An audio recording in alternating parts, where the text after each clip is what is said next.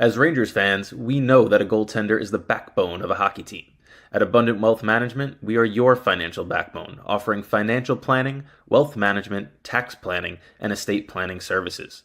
To schedule your free consultation, head to www.abundant-wealth.com. That's www.abundant-wealth.com. Abundant Wealth Management. Live, plan, triumph. You're listening to Rangers Radio, your home for end-to-end coverage of the New York Rangers. With your hosts, Brendan Azoff, Zach Domino, and Steve Pappas. Blue Shirts fans, the puck drops now. What's up, everybody? Welcome to Rangers Radio. We are without Zook today, so the takes will be rational on this episode. Thankfully for that. You got me, you got Steven, and we have Stefen Rosner of NHL.com, the hockey news, so many other things, the Elmonters. He's joining the show in just a couple of minutes. But before we get to that, and before we dive into all the stuff going on in the Rangers universe, training camp kicked off, we got a lot to talk about on this episode, so it's going to be a long one. How's everything going, my man? We're going to have thought-provoking conversation today. It's not going to be just wild, outlandish takes that we've seemed to have over the last 2 weeks. If you missed last week, Scott Morrow's winning the Norris Trophy. The Rangers are winning the Stanley Cup. Like we're going to miss that today. I'll give Zook that. Like, it's entertaining, but a little bit more level-headed today. But again, we're sitting here September 18th, and the Rangers refuse to not be in the headlines. So we're going to have fun. New captain, new jerseys, training camp. Let's have some fun. It's hockey season now. September 18th, and they're tied for first place, right? So you can't ask for more than that. We got preseason that kicks off this weekend. It's Sunday against the New Jersey Devils, so we're going to talk about that. Since our last show, JT Miller, officially the captain. We'll dive into that. Training camp. Sullivan had a presser. There's a lot to talk about, but first, let's get to our guest today. So our guest is Stefen Rosner. Most of you, especially the Islanders fans that are tuning in for this episode, we appreciate you joining. We don't like your team, but we appreciate you joining. And, you know him as NHL.com, the Elmonters. He's got the hockey news. He's on podcasts left and right, NHL Network. He's all over the place. This guy's amazing. I know him as one of my best friends, my former college roommate. So we're going to bring Stefen on and have him join us today. We'll talk about the Metro Division. How's everything going, Stefen? What's up, boys? How are you? Oh, it's a great act to follow. A great open from Brendan. Yeah, I know. I got to bring out the big guns. Was he that nice in college? No, God, no. But I Venmo him $5 to do that intro. So that's fair. That is well. Fair. This is how we both started this out, was together in college. So kind of goes full circle. Now, one of us had a little bit more success with the whole podcasting thing than the other, but we'll have him on the show to kind of boost our credibility now. So thanks for joining us, Steph. No problem, man. Yeah, training camp's opening up. It's exciting. We're losing money on this podcast now. We're hemorrhaging. Yeah, we're down $5 year to date. No, but I mean, you have a front row seat to the Islanders training camp, and we talk about the Rangers on this show. People could probably figure that out just looking at our background and everything. But the Rangers, Islanders, they kind of were in the same boat last year, right? I think both teams were a little bit disappointed with their finishes. The Islanders, as opposed to the Rangers, they completely revamped their front office. They kept the coach. But what's been the vibe over there? Just, got Matthew Darche coming in. They had probably the best first round in everybody in the draft this year. So what's the vibe at training camp right now with the new regime? It feels refreshed. A lot of people, it's free. I mean, Lou Lamoriello has his rules, right? They're crazy, but he does them for a reason. Everything is to a point. But now since Darche has come in, opened up everything to the fans, the players can grow beards. Everyone's just allowed to be themselves. And I think it's freeing. I think you're seeing it from the fan base, the players, the management as well.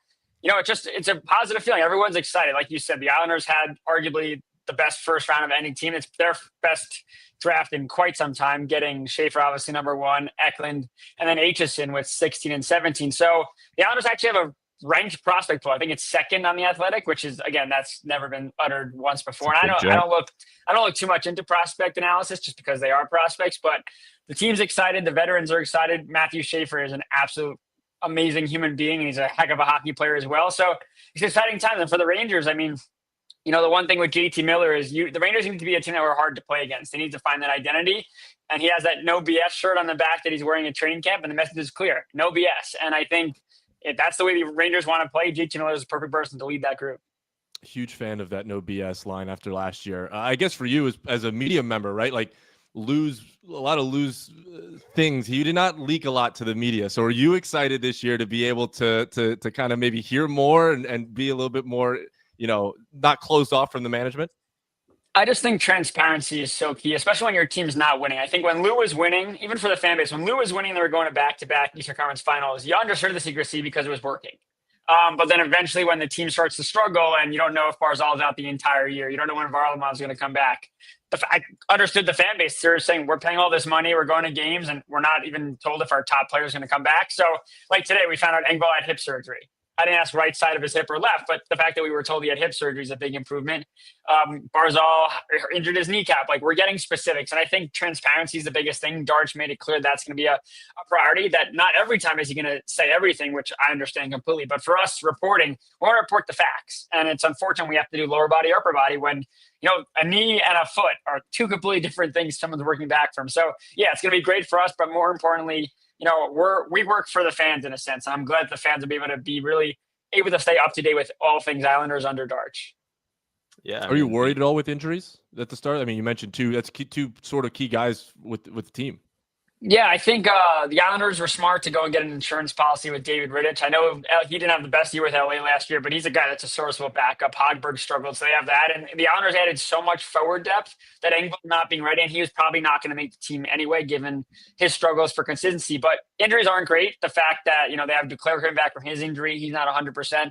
Barzal says 100%. We just got to see it. But this Islanders team, I mean, you can look at every team. They get hurt throughout the year. But for the Islanders, I mean, after game 5 last year, they were without Duclair, and after game 10, they're without Barzal long term. So this team needs to be healthy to have success, especially the back end. I mean, Pelican, Pulak, they need help. They need to stay healthy if the Islanders are going to have a chance. So not great start, the fact that those two guys are still out. That being said, having Duclair back, having Barzal back, the guys they did get, they'll be able to fill the holes. And, of course, adding Schaefer changes everything. So you cross your fingers for no injuries, but they will happen. And then the best teams with the best depth, I think the Islanders definitely are better suited to handle that, especially in the forward group when injuries do arise.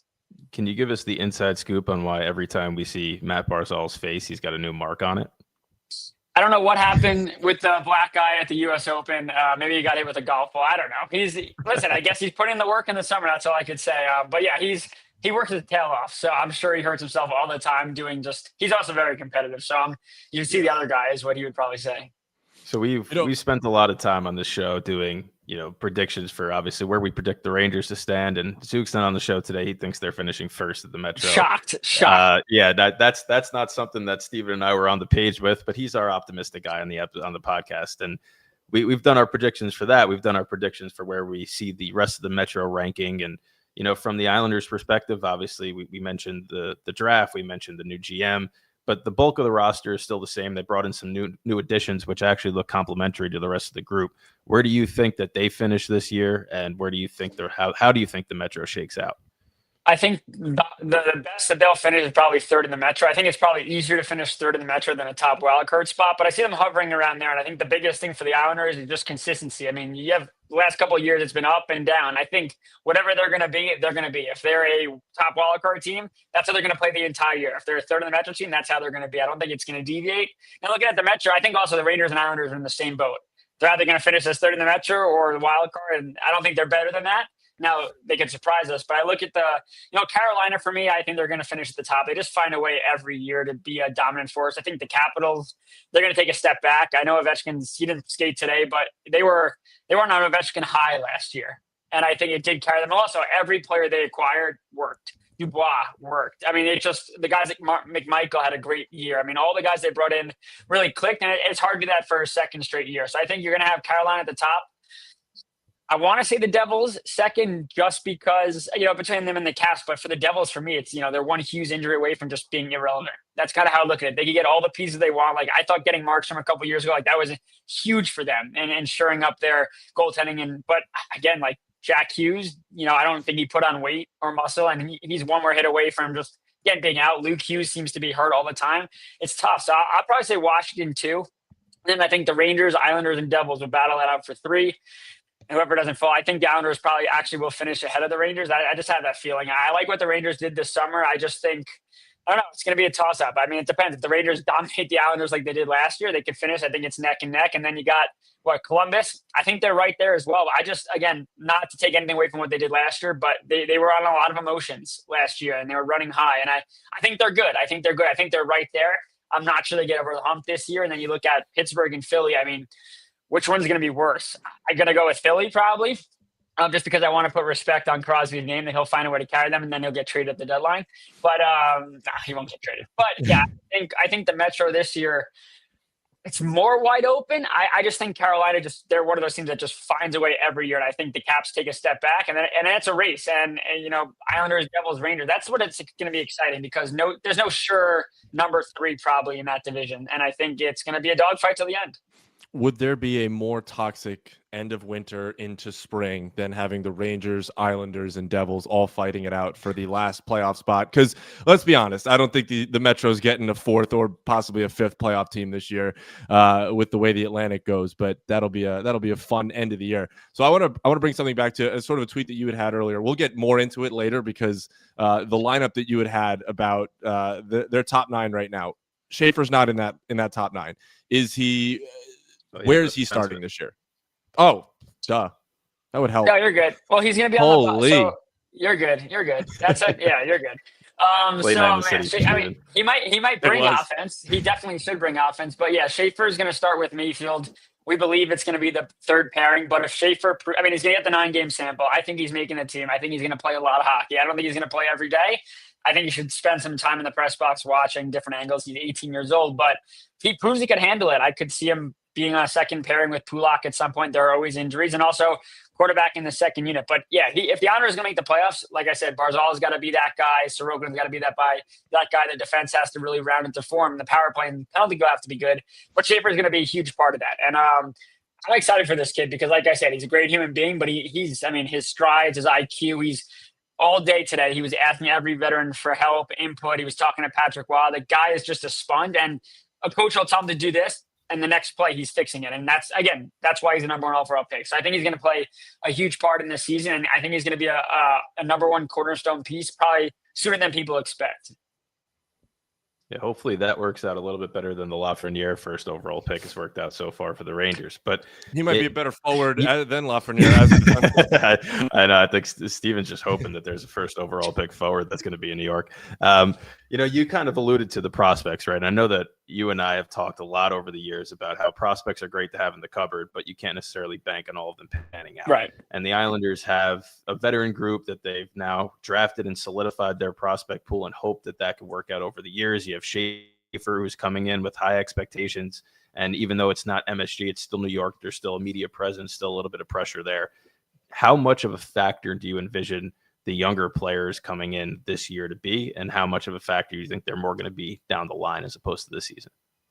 Yeah, outside of Schaefer, Shabanov, you get thrown there. He's a little older, 24 years old. He's going to make the team. He's probably going to play top 6. But outside of him and Schaefer, you look at Callum Ritchie, who they got in the Brock Nelson deal. He's probably not making the team out of camp. Maybe he's your first call-up. Maybe he plays 30 or 40 games down in Bridgeport with Rocky Thompson, because the Islanders don't need a center right now. Unless they move Pajot at the deadline, then there's a spot for him. But yeah, I think more for the Islanders prospect, you look to next year. If Eklund comes over, if Aitchison at 19 plays in the AHL with that new rule, you look at Cole Eiserman, Danny Nelson. Matthew Darch went short-term with every one of his free agents outside of Romanov, who got an 8-year deal, because he wants to have the room to play prospects if the prospects earn the opportunity, which is something that Lou didn't do, because Lou was in the win now mode and didn't really worry about the future. He wanted to win now. So yeah, I think the prospect pool is going to play a huge part, probably outside of Schaefer, Shabanov, and maybe Ritchie this year. That's all you're going to see. But after that, the next 2 to 3 years, you're going to see an influx of young talent. You're going to see guys like Palmieri fade out, probably move on from D'Angelo, Pajot, Cizikas. But it's good. You need to have players that are ready to step up. And for the longest time, the Islanders didn't have that. And they had prospects they gave chances to, like Bellows and Wallstrom, but they didn't pan out. They didn't develop. And that's why, turning Bridgeport around is huge, because these prospects in college, they can go back to school if they want, if they don't think Bridgeport's going to help them develop. So I think under Rocky Thompson, everything they redid down in Bridgeport, now it's a place where prospects could actually shine, which should help get these young guys here sooner than later. Obviously, we sit here with the Rangers and talk about the guys that need to bounce back, have better years. Who, in your mind, on the island needs to have that bounce back year if they're going to succeed? Yeah, I think Duclair was injured the entire year. We learned that he tore his groin right off the bone and he was skating on one leg when he returned. That's what he said. And we didn't know that at the time. And he just looked bad and he got ridiculed by Wah. He took a leave of absence. So he's got 3 years left on his deal and the Islanders need him to be that guy. They need him to bring the speed, the skill. I mean, you look at other guys, you just need the defense. Scott Mayfield was a healthy scratch. I didn't think it was fair that he was a healthy scratch toward the end of last year, but so you could say him, a bounce back. David Rittich, again, he had a bad year with LA and Kemper was a Vezina finalist. So I think for him, if he's going to be the backup with Varley out, he's got to have a bounce back year because they're not going to want to run Sorokin to the ground. And they say every year they're not going to do that. And they end up doing that. But if they have a guy like Rittich who out of the gate is able to show well and could play one every 3 or one every 4 games and give Sorokin a break, that might be the biggest person to watch of all because Sorokin's not on his game where he's not sharp. The Islanders have no chance of making the playoffs. Yeah, and you're a goalie, right? You're the resident goalie expert that I go to when I have questions about the position. And we've talked at length, switching gears over to the Rangers side of things. They signed Gavrikov to be Fox's partner on that first pair of defense. We've talked at length about how Igor Shesterkin, the analytics always say that he's one of the best in goal saved above expected in the NHL. And the area that the Rangers seem to struggle is giving up grade A chances left, right, and center all the time. And with Gavrikov coming in, if they're able to alleviate some of those chances, that Shesterkin's numbers are just going to be through the roof this year, and he might be a Vezina finalist. What are your thoughts on how the addition of Gavrikov for the Rangers actually helps solidify and increase Shesterkin's odds of making that contract seem worth it? Because I know Rangers fans are kind of split 50-50 right now of whether they should have paid a goalie that amount of money. Yeah, I think it depends on each goalie.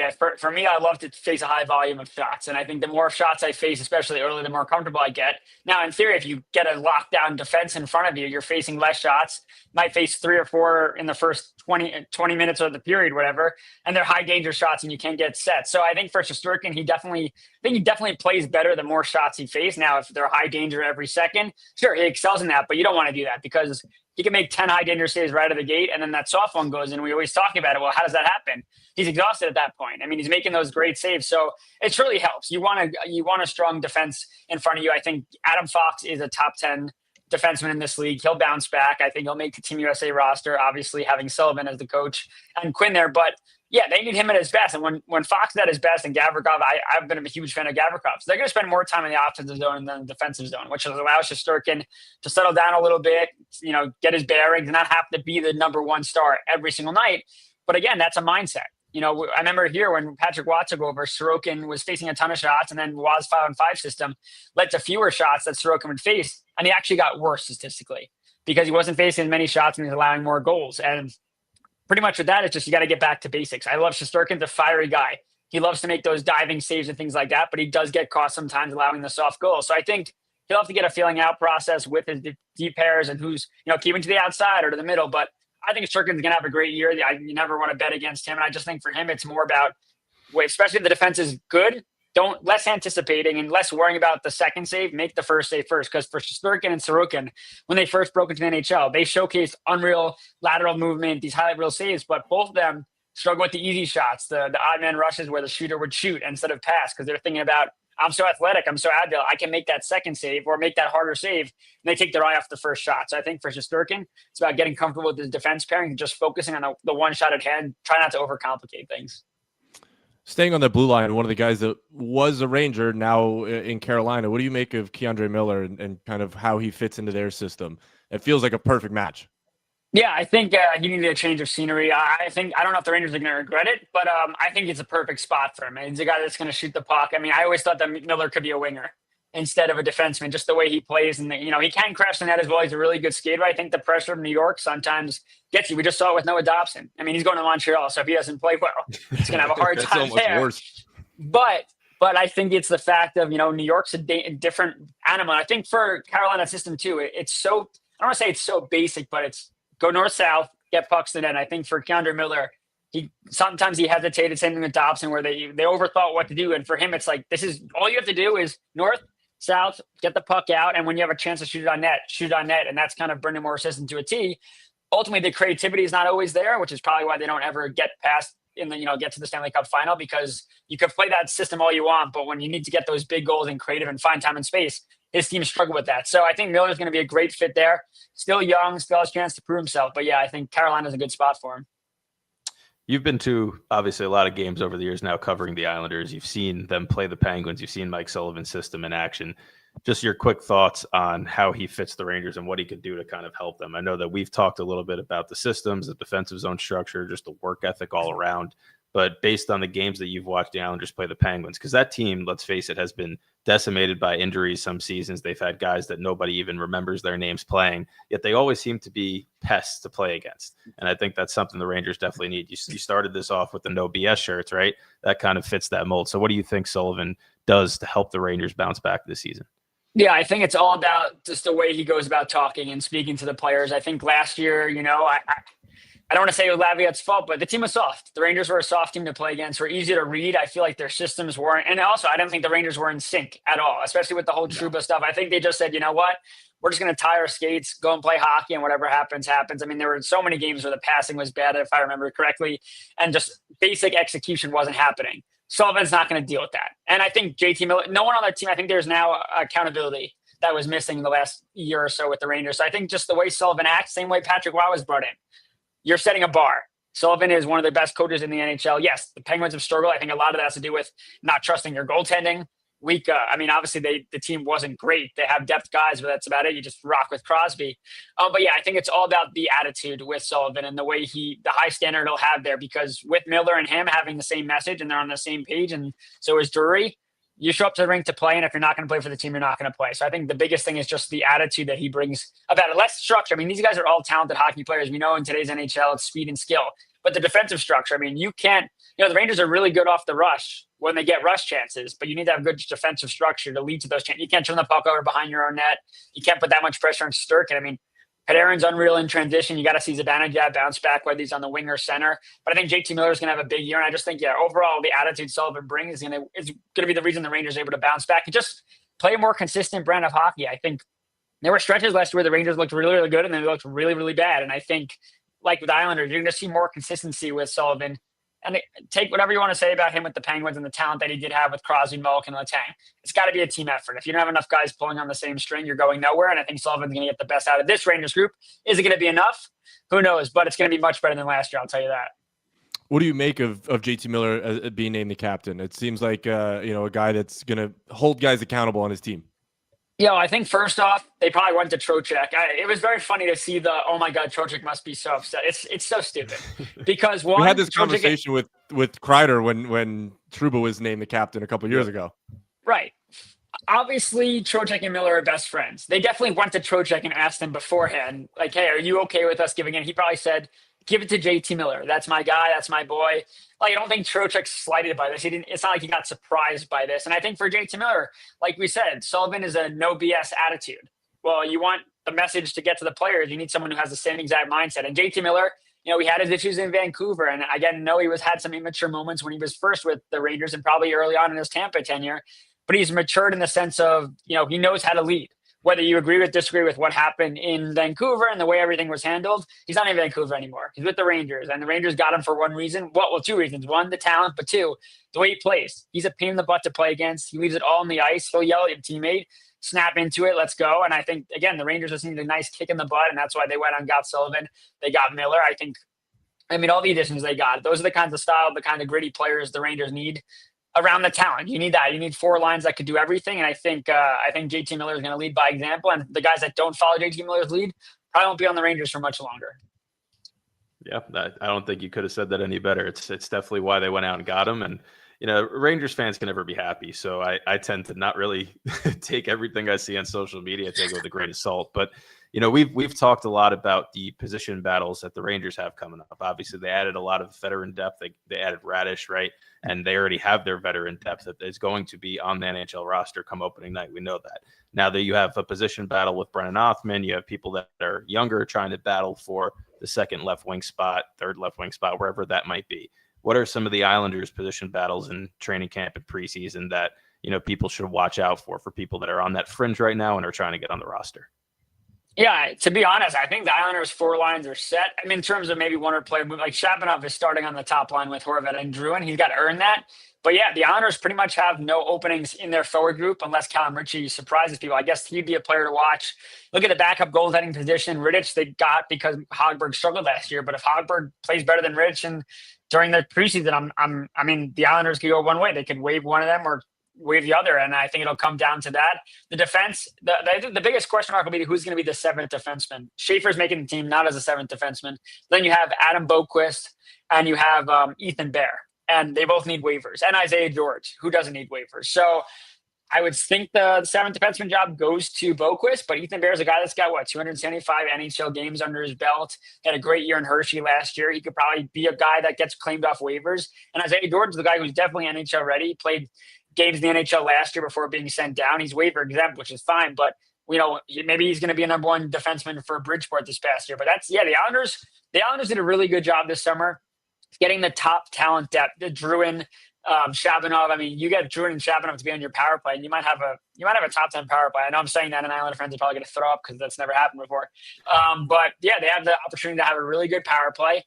And I think it's more movement in the lines. Like, for example, Barzal is your second line center, and he's got Andersley on his left and Kyle Palmieri on his right. Is there a chance Duclair plays on his left? Is there a chance that Heineman moves up into a top six role? So I think for the Islanders, it's more about the wingers fighting to be higher up on the depth charts. And if you have guys pushing each other like that, it makes for a fun competitive camp. But there's also guys trying to prove their worth for Bridgeport as well. You have Rocky Thompson coming in his first year. Bridgeport had 4 home wins entire last season, which was historically bad. So there's a lot to prove in all facets, whether they're making an NHL roster spot or not. All right, my last question for you, and I know my credibility is in the dirt right now after the Matthew Schaefer comment, but I look at your tweet from a couple of days ago. I believe it was Monday, and the top 9 that you had said from Patrick Waugh in Drouin, Horvat, Shabanov, Lee, Barzal, Palmieri, Duclair, Pajot, Holmstrom. I looked at that and I said that is one of the worst top 9s in the NHL. Why am I wrong? Why am I wrong? Well, you think Schaefer's in the bottom of the fourth there you go. No. There you go. I think because you look at it and there's not a true number one line. And I think in today's NHL, you do need that. I think the Islanders are probably definitely one of those elite goal-scoring wingers away from having that. But you also have to remember is Holmstrom is a guy that showcased last year. He could be a top 6 guy. He could score 25, 30 goals. And if he's on your third line with Pajot, who had a fantastic year last year, led the NHL in faceoffs, win percentage, Duclair being on your third line, if he's healthy and could fly, the Islanders have 3 lines that could absolutely move up the ice. And you look at their fourth line, moving on from the identity line, Matt Martin calling it a career, 2 years since Clutterbuck played. But you have Heineman, Casey Zizekas, and Siplikov. And Siplikov's a guy that could score 20 goals. Heineman could score 20 goals. So for the first time ever, the Islanders might not have a number one line, but they have 4 lines that can produce offense, which makes an absolute nightmare of a matchup for every opponent they're going to play. Because look at their top 6, whoever the top line is going to be. Other teams got to decide, all right, is Horvat Druin who I'm putting the number one pairing out there, or is Barzal? Lee had 29 goals last year. I think on paper, I can understand what you say. It's a tough top 9. When you look at their entire offense as a whole, and then again, look at the defense, they're going to have some offense from there with Schaefer, D'Angelo, even Romanov. They have scoring depth. The biggest thing is can they keep the puck out of their net? So I think, on paper, it doesn't look pretty, but this is the deepest the Islanders have ever been offensively. They've had bodies, but now you have players, and I think that's a huge difference. Yeah, I mean, it's going to be fun, right? We got hockey back, which is great to have and great to say. We got when do the Islanders kick off their preseason? They kick it off Sunday. I believe it's home against the Flyers. All right. So both teams are in action Sunday. I'm sure everybody will be tuned in, and I'm sure, X will be fun to see overreactions from those makeshift rosters in the first preseason game. But that's Stefen Rosner. We appreciate you joining us, buddy. It's always good to chat with you. And, why don't you plug? I know you got the Elmonters kicking off. That's doing crazy things. I can't even see anymore. You're so busy. So why don't you plug what you've been doing? Yeah, so you can follow me on X at Stefen_Rosner, spelled like it is on your screen. You have the Elmonters.com. You have the Hockey News Islanders site. You got NHL.com. And that's about it. that's quite a nice resume right there. Look at this kid go. Well, we appreciate you taking some time for us peasants over here on Rangers Radio. Thank you for joining us. And, good luck to the Islanders in the preseason. That's not going to say that for the regular season, but I hope it's fun. And I hope those two teams, I don't like when it's a 4-0 sweep or whatever it was last year. I like when it's competitive games, go back and forth. It makes the rivalry better. And if they're both battling for that third spot, like you said, it'll be a fun end to the season. So thanks for coming on, bud. Appreciate it. I think Buffalo is going to be the best team in New York. Don't say that. The Bills. Listen, the Bills. As somebody that lives in Rochester, I don't want to hear it. I've heard enough of the Bills. I don't need another Buffalo team that's any good. I'm absolutely kidding, guys. Thanks so much for having me. Appreciate it. Have a good one, buddy. All right. Well, that's Stefen Rosner. We appreciate him hopping on with us. So we just got really big there. Holy crap. Yeah. All right. So now we could talk about the Rangers. Listen, I will say this, as embarrassing as that was for getting Matthew Schaefer's position, and now that he's not here, I still think that top 9 is horse shit. We'll see. But listen, he covers that team. And, you know, when I first met him back in freshman year at college, we were talking, and he was he was the fan, right? He was like, we are talking about the team, and he's kind of regressed from that. Obviously now he covers it with a more journalistic lens. He's been on a lot of stuff over the last couple of years, and this is the first time I've heard him, you know, talk optimistically about that group. So he might be seeing something in training camp, but I agree. Name-wise, it doesn't look like a top 9 that's going to scare you. But if they can get back to those days that they had under Trotz where they're just pesky to play against, they didn't really have any guys back then either that were jumping off the page at you. They were just tough. It's a matter of, do I trust Patrick Waugh to lead a team? And that answer is no. That's another question. Yep. That answer is no.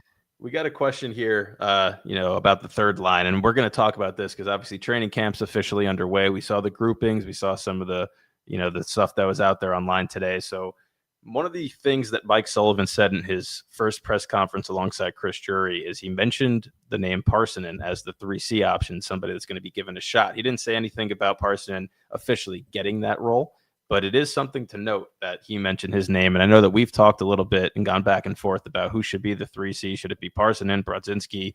What's the best lineup decision? But in the same breath, he said he wants a third line that's tough to play against, that could start in the defensive zone and go against the opposing top line. I don't necessarily think of Parssinen in that regard. So what was your thoughts when you saw his name mentioned in that 3C spot? No, I mean, listen, we've talked about it, and I think it's more likely than not going to be the case. I think he's going to get the first crack at that 3C role. I know you had mentioned something. I don't want to steal your thunder at all, but almost like a Cooley, Brodzinski. I forgot who else. Radish. Radish. Cooley, Brodzinski, Radish as a third line is enticing, because if you want to be a run through your face line, that is a line. And that also opens up a spot for a Gabe Perreault or Brennan Othmann, depending on who you want in that top 6. If you can move Cooley down to that third line and have him play that checking, energy line, then it all of a sudden opens up for Othmann and for Perreault. And, you know, from all intents and purposes, Othmann had a really good rookie camp. He had a really good, those 2 rookie games. I thought he had a really good, he played physical. He was able to provide offense. Like, he had a really good rookie game. And if you're going to give him a spot in this lineup, it has to be in the top 6. And I don't hate Will Cooley. I said it last week, right? Like, Will Cooley is a really good third liner. However, him playing the second line takes away from that. So if you're able to drop him down to the third, play him with Brodzinski or Berard or Radish or whoever else has that really go, go, go mentality, then you got a piece of shit line to play against that. If you want to take this no BS, I know JT Miller said it today that, we want to have that FU attitude. That's a line that has that FU attitude. But in doing that, it also brings up Othmann, the conversation at least of Othmann or Perreault in that top 6. Yeah, since we don't have Zook here to be overly optimistic, I think I'm going to take the role of being overly pessimistic, right? We'll go with the other extreme on this show. I watched about 90% of those 2 rookie games against the Flyers, and I watched Brennan Othmann, and yes, he looked very good in those games, right? I'm not going to take anything away. I don't care. That means nothing to me. He should look good in those games. He's the 15th overall pick from 5 years ago. He's been in and out of the NHL lineup, hasn't necessarily produced that level, has played in the AHL in a rookie game against most of the guys on the Flyers team that haven't really made the NHL roster or the AHL roster for that matter. Yes, he should look good. I need to see it in the preseason. And if he does well in the preseason, gets that shot, I'm still not sold until I see it at the NHL level. I think that last year he had, off the top of my head, I could count 5 or 6 grade A chances that he was snake bitten on. Sure. But the other aspect is if this guy was drafted because of his shot and should be finishing, then those have to go on the back of the net. So I don't really care how good of a rookie game and rookie series he had. I think if he had a bad rookie series, I would care a lot more. But he had a good one. That's one step. Now you go to training camp. He's saying all the right things. It looks like he's working hard, doing all the right things. Show it in the preseason, right? He needs to have a couple of goals. I think if he has a couple of goals in the preseason and he gets that spot, then his confidence should climb enough to the level of, okay, I could start producing at the NHL. But again, he's a power play specialist. We saw that in the AHL. If he doesn't get enough power play minutes, he's going to have to be producing at 5-on-5. And if you don't think you can count on him, how do you give him that second line left wing spot, right? So to me, the rookie series, nice that he got off to a good start, but I need to see it against real action, real teams, real players that even if he's going up on a line against, fringe guys in the NHL, it needs to be people that have played or are at that caliber for me to start getting on the hype train. But I do think right now with Sullivan's comments, that second line left wing spot is his to lose. That shot he had on the power play was unreal. I mean, it was a good shot. The one that didn't go in. Yep. The one that didn't go in, it hit the bar, but it still was so good. And again, I mentioned what pisses me off, man. If you have that, it's the same thing with Zibanejad. If you have that shot, shoot the puck. How many goals do we see every single year where you're like, oh, the goalie's got to stop that? Just shoot the puck, man. When teams are snake bitten and it's not going well, put the puck on net. It's so simple. It's so easy to do. And yet everybody kind of gets in their own head looking for the perfect play. Shoot the puck. And listen, you got a guy that can shoot the puck, a lefty that can shoot the puck the way that he can. All of a sudden, your power play opens up on both sides of if Zibanejad is shooting the puck well on the right side, or I guess he's on the left side, but with the right shot. If Zibanejad is shooting the puck well on the left side, you have Othman that could be shooting the puck well on the right side. All of a sudden, you open up that middle guy, that bumper position to really feed both angles, both guys for these 1-Ts. And then all of a sudden, your power play is just as dangerous as it's ever been, assuming, obviously, things are going well. And I know I mentioned Gabe Perreault's name, and I know I said last week, no matter what happens, he should be starting in the AHL, and I still believe that. So disregard what I was saying in that last bit about that second line winger being open and Perreault's name being it. I got ahead of myself a little bit and thought it would have been cool, but completely forgot what I had mentioned last week. And keep him in the AHL for a little bit, at least to start the year and see how it goes. That guy needs to develop a little bit. So let's talk about a player that we know for sure is going to be on the roster, and that's the new captain, the 29th captain in franchise history. JT Miller takes that honor. I know we talked a little bit when Stefen was on the show about it, but what are your initial reactions from that? I know when we did our captain picks, you and I both went with Trocheck. Zook went with JT Miller. And, Zook got that right, so maybe his other bets and stuff that he threw out there will come to fruition too. And if you don't know what I'm talking about, go back and watch the episode 2 weeks ago when Zook projected that the Rangers win the cup and JT Miller scores the game-winning goal for Team USA. But JT Miller's the captain. I think based on the options, right, it was him or Trocheck, so they did go with one of those. And we said it last year when they acquired him. They're kind of making it his team, and now they officially give him the reins to the locker room. Yeah, I mean, my initial reaction is he's going to look really good in a different color in 4 years, or whenever the hell they trade him, because that seems to be the avenue that we keep going down with these captains, and 2 captains in a row wearing number 8. That can't be a good omen. No, I like this. I knew it was going to be either nobody this year or JT Miller. Trocheck, I thought was I picked him last week for the longevity reason. JT Miller's the guy. I mean, say what you want about his exit from Vancouver. He is exactly what this team and this organization needs right now. A guy who will come in and say there's no BS in this locker room. From day one last year, what happened? The Trouba situation is leaked, and it just starts on a bad foot and really just derailed the whole season. I think that's something that Miller has recognized, and from day one of his captaincy and coming into training camp is going to sit here and say, we are focusing on ourselves. We are focusing on what happens on the ice.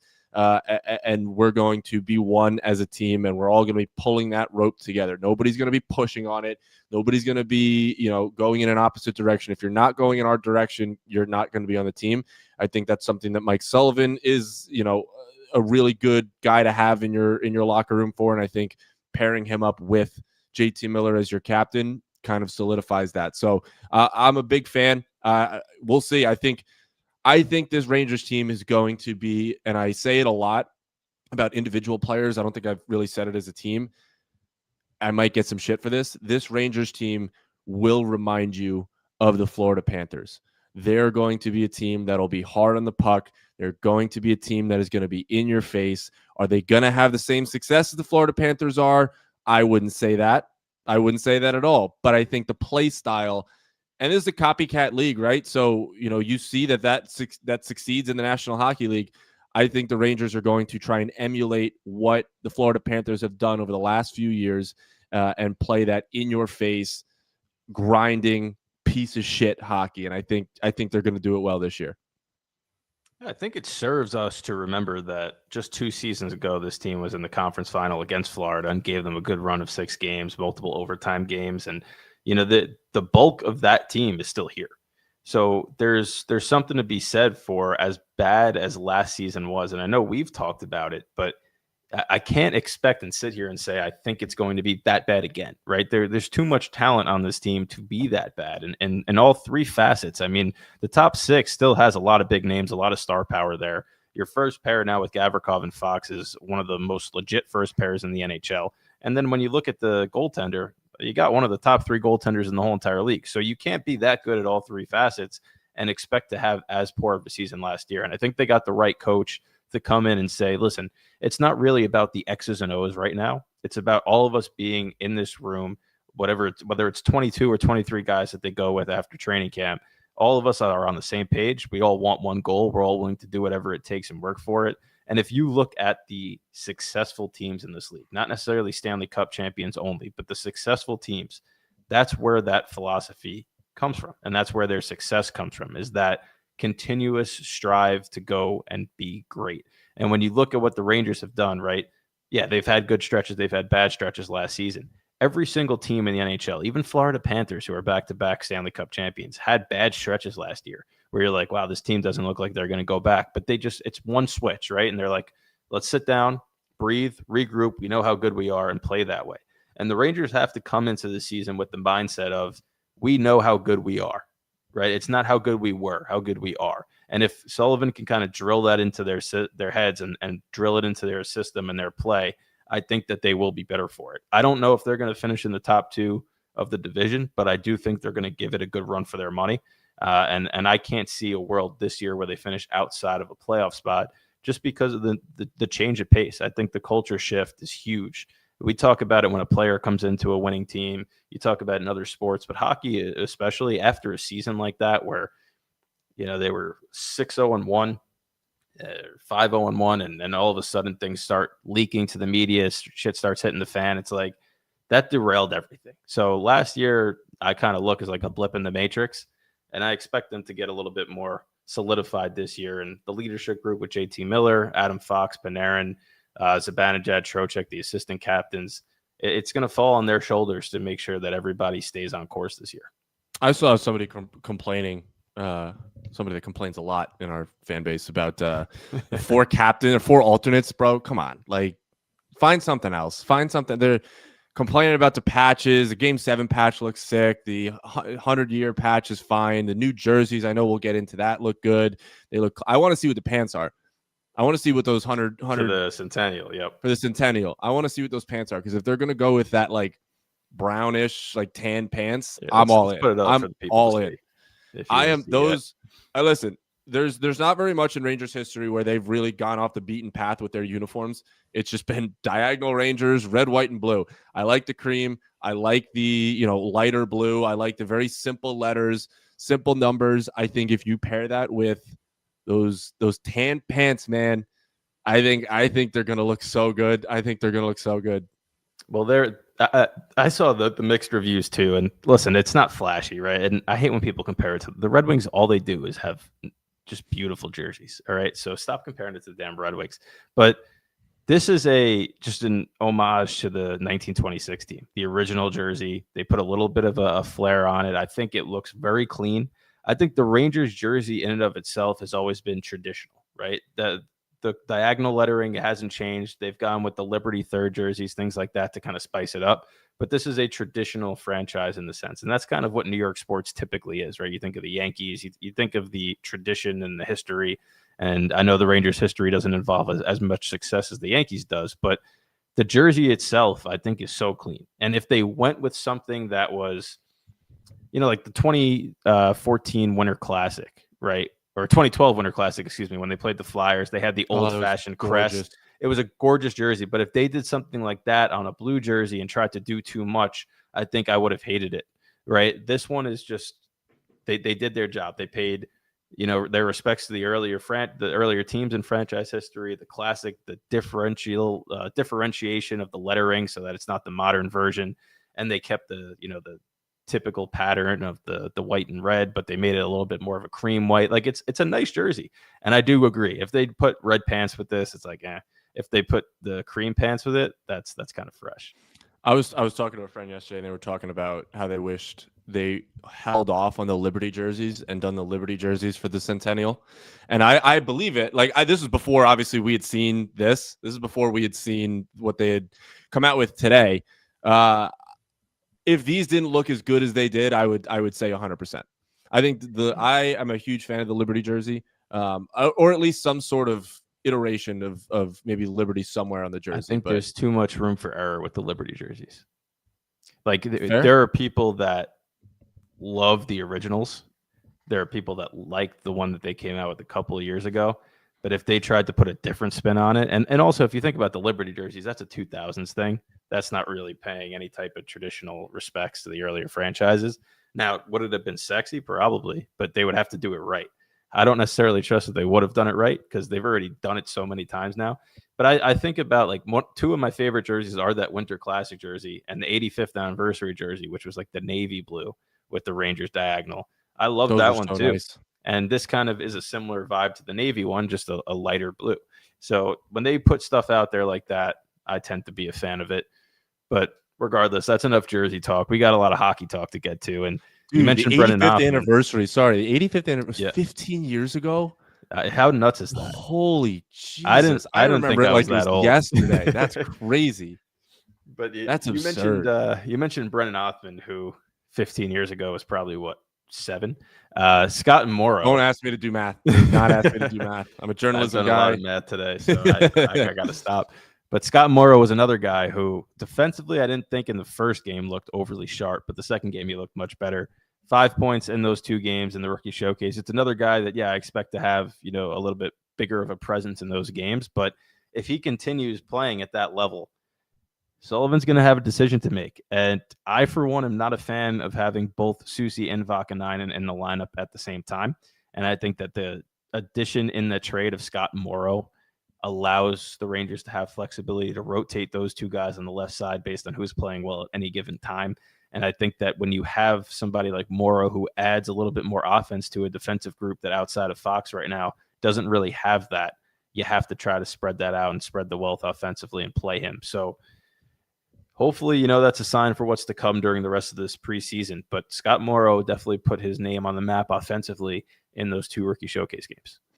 Yeah, I mean, any more offensive defenseman that you can have that can provide on that blue line. I mean, some of the best teams in the league. I mean, over the recent history. I mean, you look at a Colorado, you look at Tampa Bay. Some of these teams that have won cups recently. I mean, I think Florida's such an outlier because I think they had like 20 guys that had over 15 points in the postseason last year or 10 points in the postseason. So they just got it from everybody.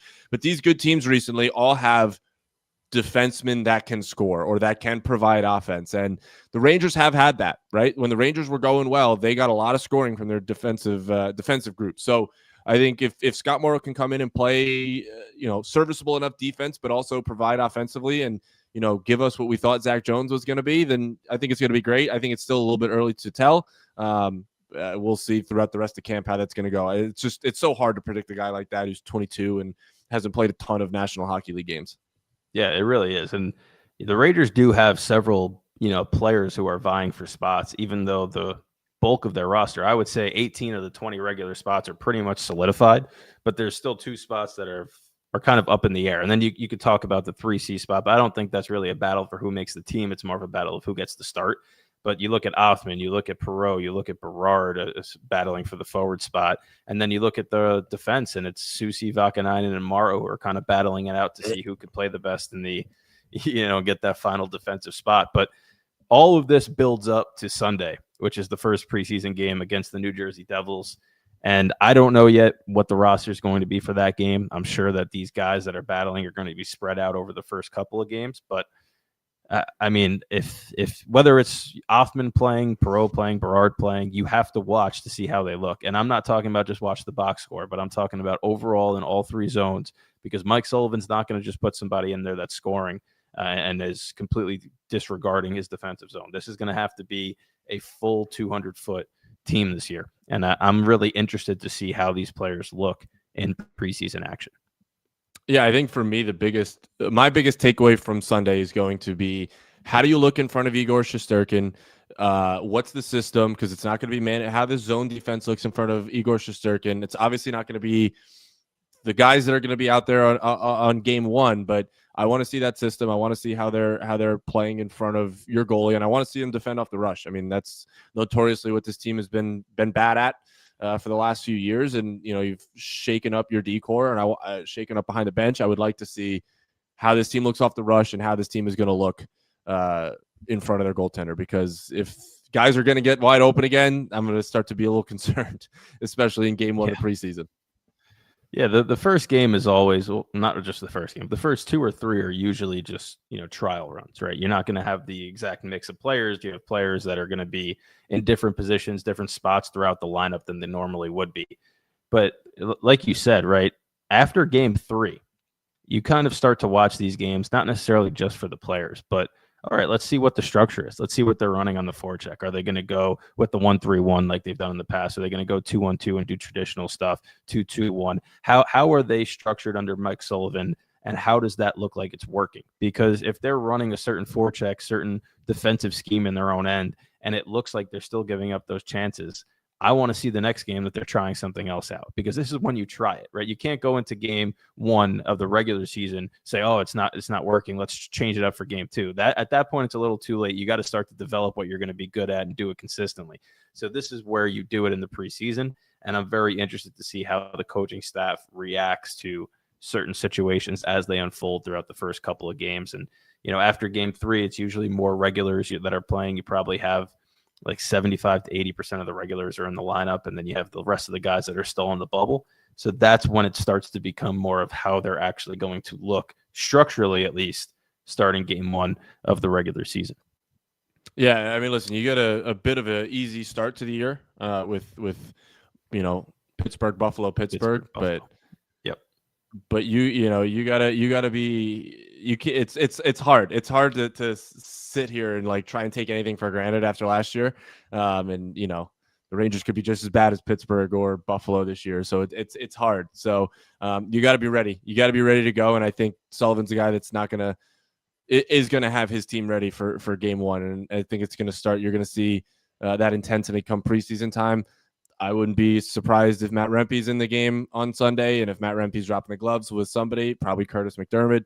It'll be a fun one. It'll be a fun preseason game. Absolutely, it would be. And I looked at the schedule when you just said Pitt, Buffalo, Pitt, and if they don't go 3-0 in those couple of games, then you're looking at Washington, Edmonton, and Toronto are the next 3. So yeah, it's a little too early to start playing that game, because early on in the season, good teams might not look as good as they should later on. But the schedule is just something that hockey's different than football in that regard. You can't really look at the schedule and who you're playing. Every night's different, but you want to get off to a good start. And I think the way they got off to a good start last year was kind of a mask around everything else that was going on. But this year with the new culture, if you get off to a good start, that I could see carrying forward over the course of an 82-game season. So that's something that, I'm definitely interested in seeing. And you mentioned, the coaching staff, what their schemes are going to look like. Well, the coaching staff, 2 of the members at least, are also part of Team USA. You have Mike Sullivan, who's going to be the Team USA head coach in February at the Olympic Games. David Quinn is going to be joining him as an assistant. And then you also have Chris Drury, who was named to the management group there as well, under Bill Guerin, who's the head GM. So a lot of Ranger representation behind the bench and in the management team, which does lead me to believe that Adam Fox and probably JT Miller will be on Team USA. It would be interesting if Chris Kreider gets picked to the Team USA, I'll tell you that much. But also it means that if this team fails miserably, a lot of people will be pointing at Madison Square Garden for the reasoning behind that. So this is gonna be a fun Olympics, isn't it? Oh, Jesus. Okay. I want to tell you this. If you go on DraftKings, well, this was about a week ago, but if you go on DraftKings, do you know It's USA, Canada, the top two to win gold at the Olympics. There's a tie for third right now. There's like 3 teams. Do you know who's on that list? All 3? I would have to guess Sweden and Finland.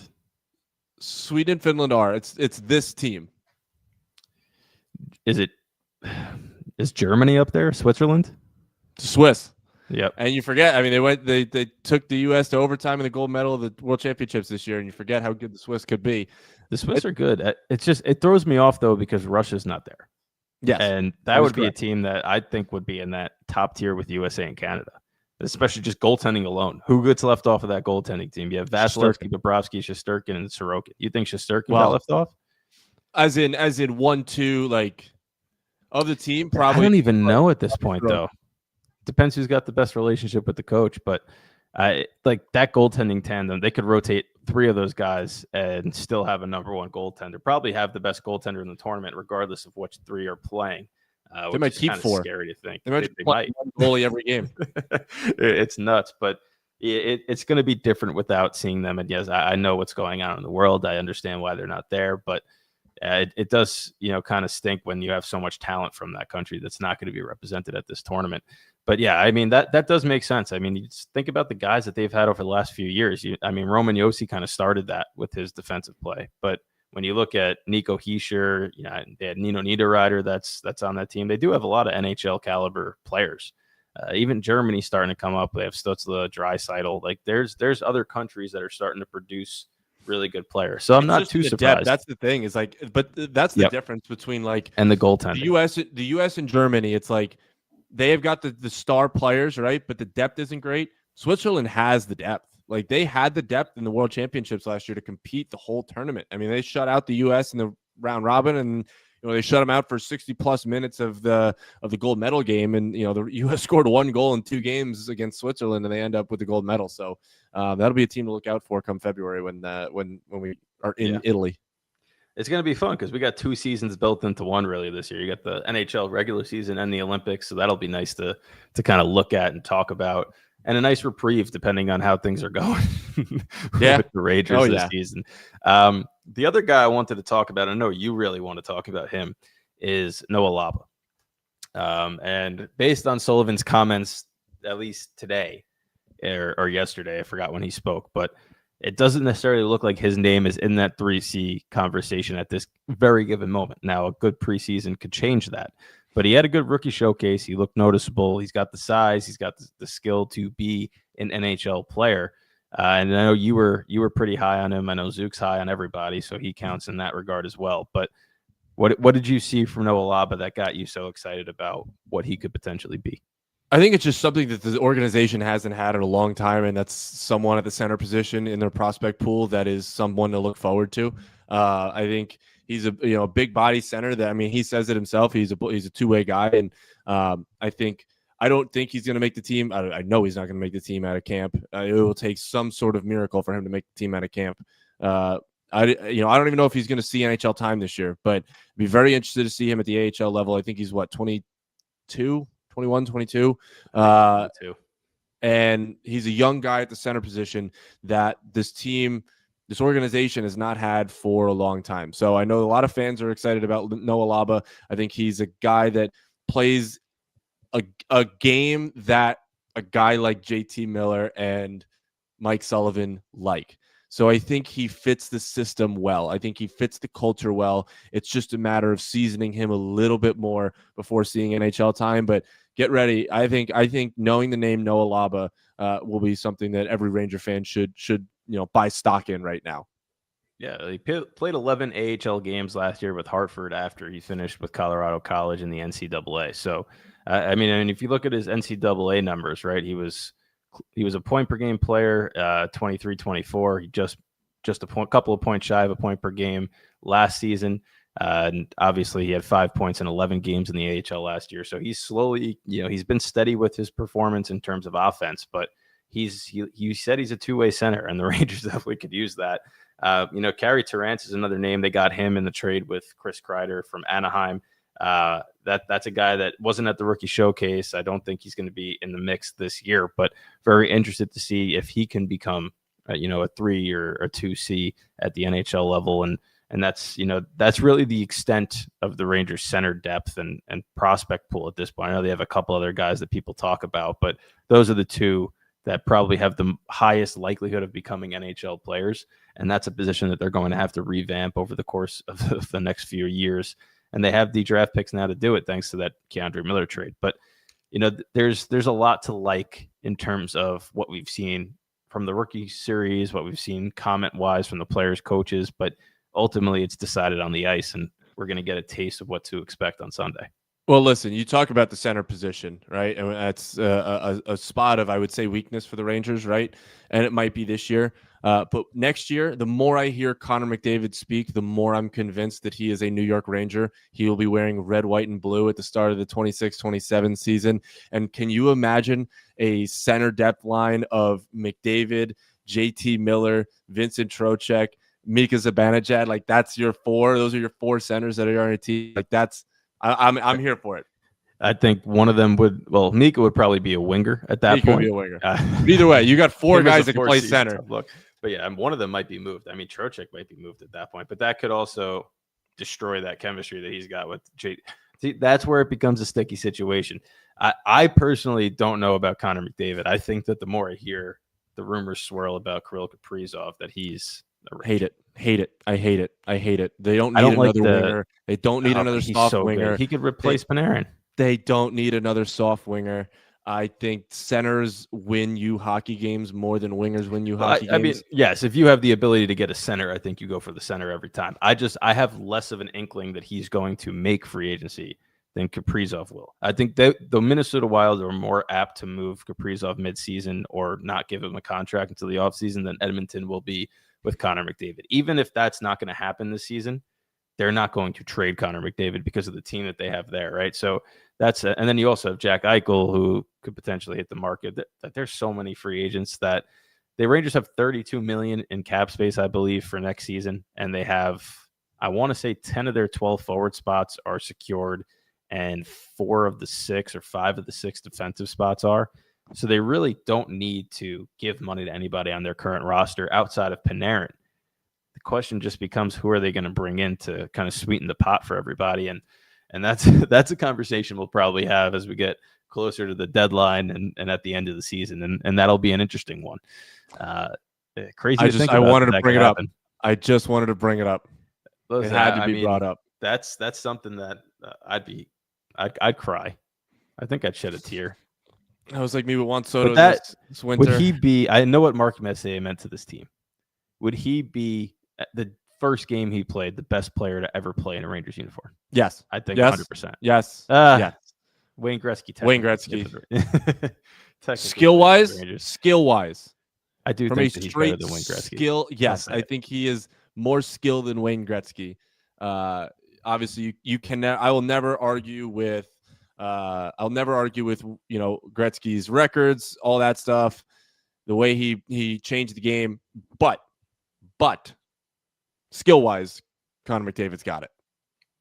That would be nuts to see.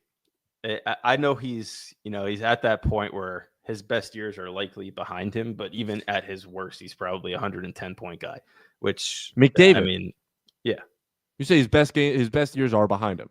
Well, when I say that, I mean, do you think he can hit the point totals that he's hit in the past going forward, like the 150 mark and the high numbers that he's had? I think he more solidifies himself as a 110 to 125, which is pretty damn good. But I don't know if he's going to get to that mark again. Because if you're signing that guy, that's a different animal than if you're talking about 110 to 125. And I'm not saying that the Rangers shouldn't sign him. I'm just saying that I don't know if he's going to be that version of himself. I will say, no matter what, a new change of scenery. No matter what house I'm in, my internet's shit for some reason, so I lost you for a half second there. But I mean, yeah, if you're saying a down year's 125, then I'll take, or a non-prime year's 125, I'll still take it, right? I'll pay Connor McDavid out of my own pocket, and there's not much there. I will pay him out of my own pocket to bring him to Madison Square Garden if the Rangers need any help doing that. So I I'm trying to be optimistic here. I think I genuinely believe of all the guys, if you go after Kirill Kaprizov when Connor McDavid is still out there, that will be one of the biggest fumbles in franchise history for a franchise that has had a lot of them, that has had a lot of fumbles in their history. I think that would be the biggest one. If you have that opportunity. 20 mil to get it done. I don't think he's going to, I don't think from all I'm hearing about him, he will not be a guy that breaks the bank if he goes to market. I think he is more concerned about winning than getting the bag. And I think Kaprizov is more concerned about getting the bag than winning. I think Connor McDavid, if there's a line of Connor McDavid, Alexis Lafreniere, and Gabe Perreault, I doubt they would do that. I doubt that. I think it would be, I don't know what it would be. Wake up those two guys, they would be playing alongside. I don't know. I don't know who it would be. He would need a better. I think he would want to see better wingers on his line if he's going to sign here. Most likely. And I don't know how you do it. I don't know how you do it. Unless you put Nika on his wing and then say, I don't think Mika's fast enough to go to the front. Nobody is. But I mean, you would see the difference. If you think the Rangers need speed now and McDavid signed, watch how fast he is in comparison. If you haven't had the pleasure of watching him play live, and I've seen him play live about 3 or 4 times now, that's a different level of that. Like Nathan McKinnon is ridiculously quick. Connor McDavid is just effortlessly fast and it doesn't matter puck, no puck. That dude glides 20 miles an hour. It's crazy to watch. We do have, I know we've gone off on a little bit of a tangent talking about that, but a New York Rangers legend who has played for the team and who was loved to the point where his name was chanted even when he was wearing another team's jersey in goal, passed away a couple of days ago in Eddie Jacquemin. The first mini stick signature that I ever had was Eddie Jacquemin's. I got gifted to me by one of my dad's friends, had it hanging in my room for a long time, brought it away to college. I still have it in storage somewhere because I'm not allowed to have the hockey paraphernalia up around the apartment now. But Eddie Jacquemin, absolute legend. For those of you that didn't watch him play, which is most people at this stage, but don't know the story as well. He's a Hockey Hall of Famer, great goaltender for the Rangers, wound up leaving, going to Detroit, coming back to MSG, and the whole entire arena was just chanting his name to the point where Eddie Jacquemin was in tears in the goal. Just one of the more memorable things that have happened. The video has been played at MSG numerous times. I've seen it at games before. So really sad. Numbers in the rafters, forever a MSG legend, and wish him and his family well. Yeah, we have, our generation has obviously Hank and I'll put your circuit in that column of elite goalies that have played for the New York Rangers. It sort of felt like Eddie Jacquemin was, I'm going to get in trouble from some of the older fans, I think, if I say this, but the original guy between the pipes for the Rangers. Like that. Yeah. Yeah, it feels like where, the Rangers have such a rich history of goaltending. And I think it really starts there. It starts with him. Yeah, I don't listen. Like you said, I'm not sitting here and I'm not a hockey historian, so I can't rattle off the names of all the goaltenders. My goaltending goes back to, the first goalie I watched as a kid was Richter, really, really early on. And then it was Lundqvist, obviously. But, Van Beesbrook to Richter to Lundqvist to now Shesterkin, that's the goaltending that I've seen or I am familiar with, I should say, not seen because I haven't seen all those guys. But Eddie Jacquemin definitely is the original, goaltender for the New York Rangers. I can't think of anybody else because if you look at the rafters, he's the only one that was really up there, right? Yep. So he's got to be that guy. And he was, and it's crazy when you look at the numbers and see back in the day, and then you remember that this guy was just standing in the crease facing shots without a mask on. It was like 9 goals a game. His 9 goals a game. He had 922 and 216 in his Vezina year. Like that's absurd. That's absurd back then, man. These guys have like pillowcases wrapped around their legs as pads. Just legit psychopaths. Legit psychopaths. Absolutely nuts. All right. So we've covered pretty much everything that we had that we wanted to talk about. Is there anything that you want to throw out there? We've been at this now for a little over an hour. Got 516 people. It's hockey season, baby. Yeah, I don't know what you psychopaths are doing in here. I think this is the most I've seen in a stream that we've had before since the start of the season. We had a trade deadline. We usually get some good numbers, but if you're watching, you got anything you want to talk about, throw it in the comments. Let's hear what you got to say. I know love you psychopaths for being here. After Sunday, I'm sure we're going to have a lot of comments and a lot of things, some overreactions, some generalized reactions, but I know that I texted you guys. I don't think Gabe Perreault makes this team this year, and I don't think he should. I think it would serve him well to get first line minutes in Hartford, get his seasoning under his belt, play against a couple of bigger boys than he's used to, and work his way up towards the NHL team. And this has to be the year for Othmann. If he doesn't make the team out of camp this year, he starts in Hartford. Even if he gets a call up, what's that future look like for him? This is year 5 of this type of story. We've talked about Othmann for a few years now, when he's going to be ready. You saw Will Cooley got drafted in the second round. A couple of years later, he's in the NHL making some waves. Now he's one of the fan favorites. So this has to be the guy. Even Brett Berard, a 5th round undersized guy, came up last year, produced in a couple of games. Othmann has to take that step this year. And then the other guy who's a similar age to Othmann, and I think we all forget about that, is Alexei Lafreniere, who I think we're all looking for him to take that step as well to the next level of his game. It's going to be one of those years, man, where everything could click and we could be having really positive discussions, or everything stays the same and we all look like fools. And I really don't know if there is an in-between. I was rewatching really listening to some of the early shows that we had last year, and it's so funny knowing how the season went and all of our blind optimism, not knowing how good they started too. We had all the reason to be optimistic. No, I'm talking about even before the season, like not knowing the shitstorm that was created by that was headed our way. Yeah, that was headed our way, but that was created by Jacob Trouba. And I was reading an article from Larry Brooks. I think it was last week, and I meant to mention it last week. And he kind of was the one that stirred the pot a bit with Trouba. A lot of it. He had a line in his article about Trouba about being before and after he was disengaged, I believe the word was. And it's tough, but he's right. Right. I mean, it was noticeable last year, and I think that's where my opinion of it's not going to happen again comes from, is because it really takes a lot. You're not going to have another captain. You're not going to have a captain at the start of this year that is like actively avoiding speaking to the media and talking about what's going on. Like that's what happened last year. And I think Drury learned his lesson from, leaking some stuff, and which was weird at the time because of how tight-lipped he is around everything else. Like even the Artemi Panarin contract negotiations that he said he's like, I'm not going to talk about that. That's a private thing between me, Panarin, and his agent. Where was that mantra when you were 5-0-1 starting last season? So I think he's learned his lesson. I think he brought in the right head coach to kind of get this group back on track. He gave JT Miller the C, who's, obviously that bulldog type of mentality.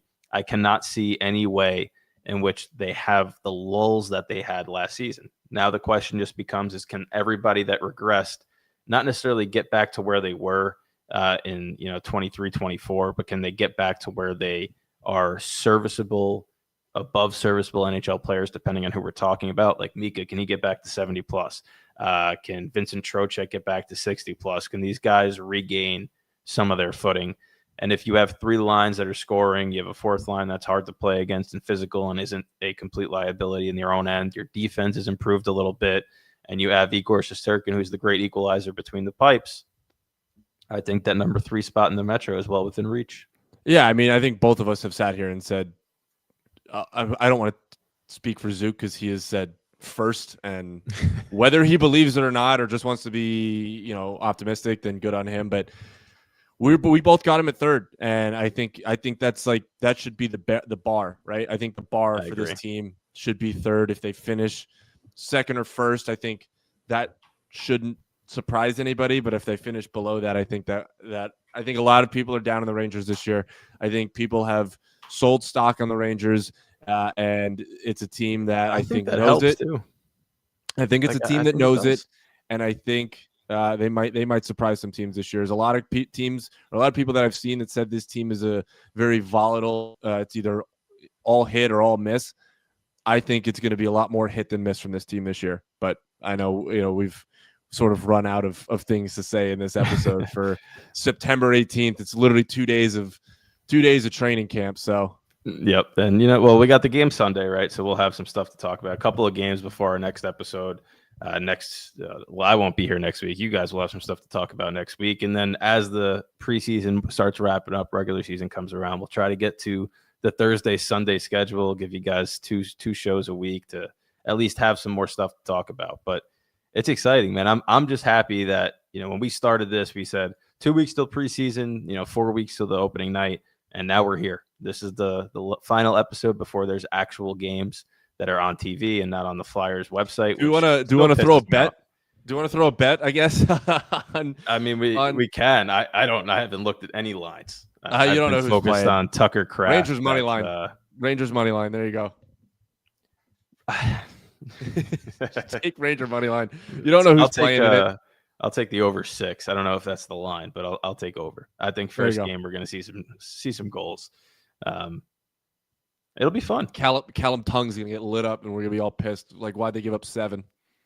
Their goaltending depth. I mean, Callum Tung had a great year for UConn before signing. You got Dylan Garand who's still there, Hugo Olas, Talent Boyko, and then you got the NHL level has to start getting and Quick. I mean, their goaltending depth is there, and next year Quick's going to be likely gone, and Dylan Garand is going to get the chance to be the NHL backup. I would think that that's the direction they're heading.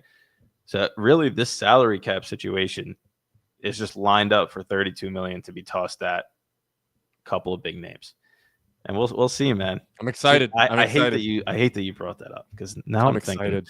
I'm going to get my Centennial McDavid jersey right now. Get a blank back and just fill it in once he gets here. Oh yeah, what a way to start the next century of Rangers hockey. I'm getting it right now. Putting the order in. Celebrating 100 years next year, starting the next century with Connor McDavid. That'll be nice.